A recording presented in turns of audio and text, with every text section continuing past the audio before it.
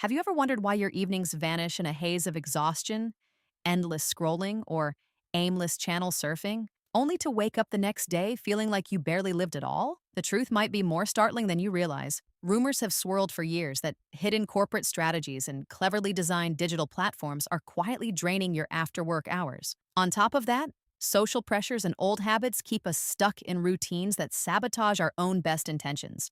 But here's the good news. Once you see exactly how your free time is being taken from you, you can reclaim it, piece by piece, and turn your nights into an energizing, growth-filled part of your day. In this video, we're going to pull back the curtain on the unseen forces stealing your evenings and explore the practical ways to take them back. We'll start by unmasking the so-called energy myth, then dig into the digital traps that keep us hooked long after work is over. We'll also expose surprising truths about how your social circle might be unknowingly draining you, before laying out a blueprint for turning your nights into a meaningful personal ritual. By the end, you'll have a fresh perspective on what it means to own your evenings, and hopefully you'll be ready to make the change for yourself. Why do you feel too tired to enjoy your free time? Most people blame themselves and assume it's laziness, lack of willpower, or both.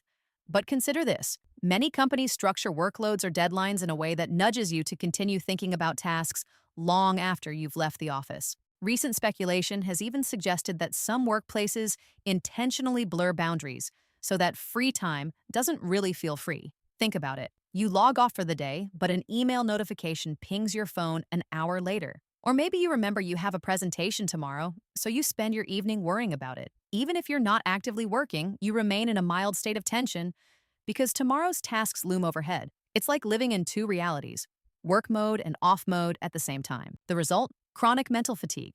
You haven't actually done more physical labor, but you've done a lot of mental heavy lifting. And we're only talking about the corporate side of things. Let's not forget personal obligations, family, relationships, errands, bills, and everything else. These demands pile up, quietly stealing bits of your energy. Before you know it, your evenings have turned into a forced cool down instead of an opportunity to grow or relax. But that's only the tip of the iceberg. There's a more pervasive myth about your tiredness, and it's lurking right beneath the surface. Some people insist your problem is simply lack of willpower. They claim you just need a stronger mindset. But emerging research and real-world experiences suggest something else. It's not about having more discipline, it's about managing the energy you already have. Here's the shocking part. Many people experience a second wind in the evening, usually around 7 or 8 p.m., but by then, they're so used to feeling drained that they barely notice it. Instead of harnessing this burst of energy, most of us suppress it with mindless scrolling, TV binging, or late-night munchies that only make us groggier. Scientists who study circadian rhythms have found that our energy levels naturally fluctuate throughout the day. If you ignore these fluctuations, you'll feel perpetually drained. But if you work with these rhythms, even in small ways, you can achieve more with less effort. Suddenly, that second wind becomes a powerful tool. Instead of living by the clock on your wall, you start living by the clock inside your body. And it's not only about internal rhythms. Our modern world has one more trap in store, something many people suspect but don't fully address. Technology. Most of us depend on smartphones and computers for nearly every aspect of our lives. But there are rumors, some unconfirmed, some documented, that suggest app developers use neuroscientific tricks to keep you hooked. These include carefully timed notifications, auto-playing videos, and infinite scrolling feeds. This isn't just speculation. Numerous insiders have admitted that certain features are designed to make you spend as much time as possible on the platform. What does that mean for your evenings? Picture this. You get home, tired but ready to relax for a moment. You check your favorite app, and suddenly an hour has disappeared in a blur of memes, random videos, or endless updates. Time that could have gone to your real passions or just genuine rest becomes swallowed up in digital quicksand. Yet giving up devices entirely isn't realistic. Our phones are our maps, alarms, and connection to friends. The key, then, is creating boundaries so you're using your devices instead of letting them use you.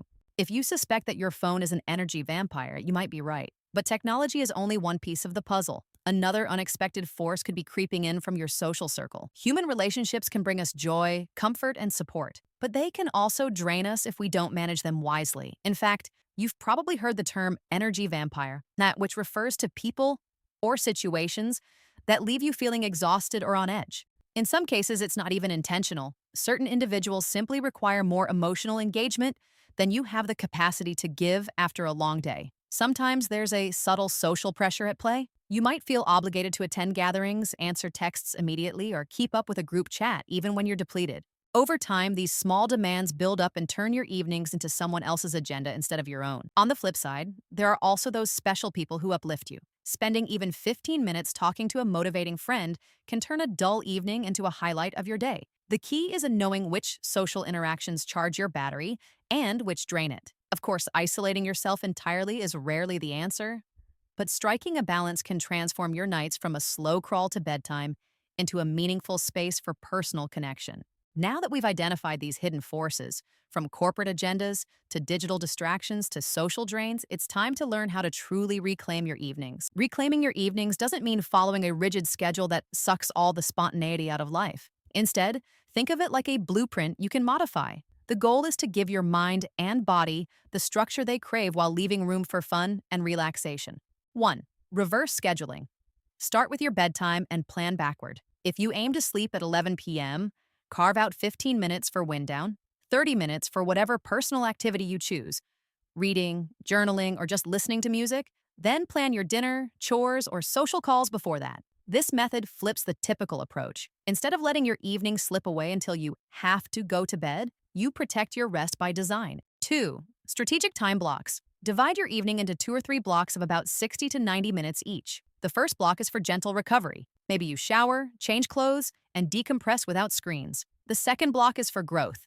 Pick something you want to learn or do that energizes you, like practicing a hobby or working on a personal project. The final block is for connection, whether that's family time, a friendly phone call, or a bit of quiet bonding with your partner. 3. Micro habits. Rather than forcing yourself into a full workout, try movement snacking. Do a brief set of stretches or a tiny walk every 30 minutes. Over the course of the evening, these little bursts add up to a significant boost in circulation and mental clarity. 4. 2-minute resets. Whenever you transition from one activity to the next, say from cooking dinner to reading a book, take 2 minutes to tidy up, close your eyes, or adjust the lighting. This signals your brain that you're switching gears and helps you avoid that overwhelming pileup of half-done tasks. Just remember, even the best blueprint can crumble if your mind isn't in the right place. That's where a few targeted mindset hacks come into play. If you've ever wrestled with your own thoughts at night, maybe replaying work drama or dwelling on an upcoming project, you know how mentally draining it can be. To break free, you have to train your brain to settle down and switch modes. 1. Decision elimination. Early in the evening, set aside 5 minutes to decide on all the little things that usually steal your mental energy later. For instance, choose tomorrow's outfit, prep your lunch, and jot down your top tasks for the next day. That way, your evening isn't burdened by lingering, "What should I do?" questions that keep your brain on high alert. 2. Future self-visualization. Spend a minute imagining the version of you who wakes up tomorrow well-rested. How do you want that morning to feel? Visualizing a positive outcome helps your brain attach meaning to your evening routine. You're not just winding down, you're investing in tomorrow's success. 3. The power of naming emotions. It might sound too simple, but naming what you feel, anxious, restless, drained, can reduce the intensity of that emotion. When you check in with yourself every hour or so, just silently name your mood. You might say, "I feel tense," or "I feel relaxed." This acknowledges your state of mind without judgment, which then prevents you from unconsciously carrying stress throughout the night. 4th, evening sanctuary creation. Pick a corner of your home to be your calm zone. Dim the lights, add soothing colors, or include soft blankets and pillows. This space tells your brain, we're in wind down mode. Even a small ritual, lighting a candle or turning on soft music, can cement this mental shift. These psychological tools become a game changer once you embed them into your daily life. But how do you ensure they stick? Let's look at some tips that might sound a bit controversial and why they can be so powerful. People love to debate what really works when it comes to forming habits. Some folks swear by habit stacking, while others claim it's just hype. Here are a few methods that spark some debate but can offer surprising benefits. 1. Habit stacking the good and the bad. Good. Attach a new habit to an existing one. For instance, every time you brew your evening tea, you spend 10 minutes journaling. Bad. Some critics say forcing 2 habits together can feel unnatural if you're not genuinely committed. If you find yourself resenting your new habit, adapt it rather than forcing a rigid pairing. 2. The remove one. App a night challenge. This is bold, and it's definitely not for everyone. Each evening, remove one app from your phone. If you truly need it the next day, you can reinstall it. but you'll be surprised how often you forget you even deleted it. Some people find this method radical, but it's a fast way to gauge which apps are truly essential and which are pure distractions. Third rotation method for hobbies. Ever notice you start a new hobby with excitement, then quit in a few days? The rotation method says you pick several small pursuits, like reading, painting, practicing a musical instrument, and cycle through them on different days. Critics argue you won't master any single skill quickly.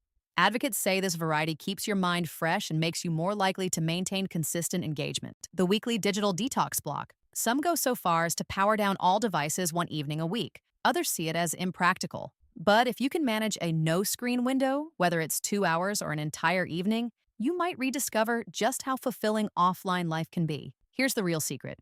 You don't have to do all of these. Pick one or two that resonate with you. Experiment. If it sticks, great. If not, try something else. The key is staying flexible and remembering why you're doing this in the first place.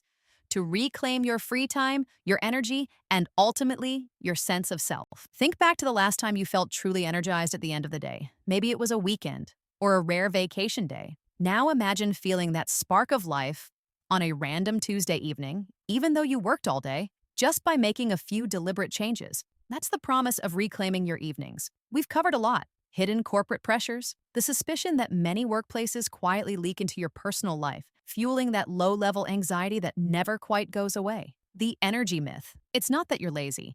It's that you're overloaded and mismanaging natural energy cycles. Digital traps. App developers may design features to keep you glued to your screen, so establishing boundaries is essential. Social saboteurs. Some relationships can rejuvenate you. Others leave you drained. Recognize the difference and schedule your evenings accordingly. Evening reinvention, blueprint, reverse scheduling, strategic time blocks, micro habits, and 2-minute resets can give structure to your free time. Psychological hacks, decision elimination, future self-visualization, naming emotions, and creating an evening sanctuary to nurture a relaxed mindset. Controversial habit, tricks from app deletion to digital detox. These methods help you break out of old patterns if you're willing to experiment. The big question now is, are you prepared to claim what's rightfully yours, your own evening hours? No one else can do it for you. You can start small. Delete that one app tonight or try a 15-minute digital break. Or you can go big. Plan out an entire evening blueprint that starts with a well-defined bedtime and works backward to ensure rest, growth, and genuine fun. Ultimately, your evenings shape how you feel about your life as a whole. They're not just leftover hours to collapse on the couch. They can become a time of personal renewal, creativity, and meaningful connection. If you found this breakdown eye-opening, consider sharing it with someone you know who struggles with that constant feeling of being drained after work. Let's spark a conversation in the comments below. What's the biggest evening trap for you? Maybe we can all learn from each other's challenges and successes, and if you want to dive even deeper, be sure to subscribe, hit the like button, and check out the description for more resources. Your free time is precious, and it's time to protect it. Start tonight by taking one bold step toward making your after-work hours the best part of your day. Because when you transform your evenings, you transform your whole life.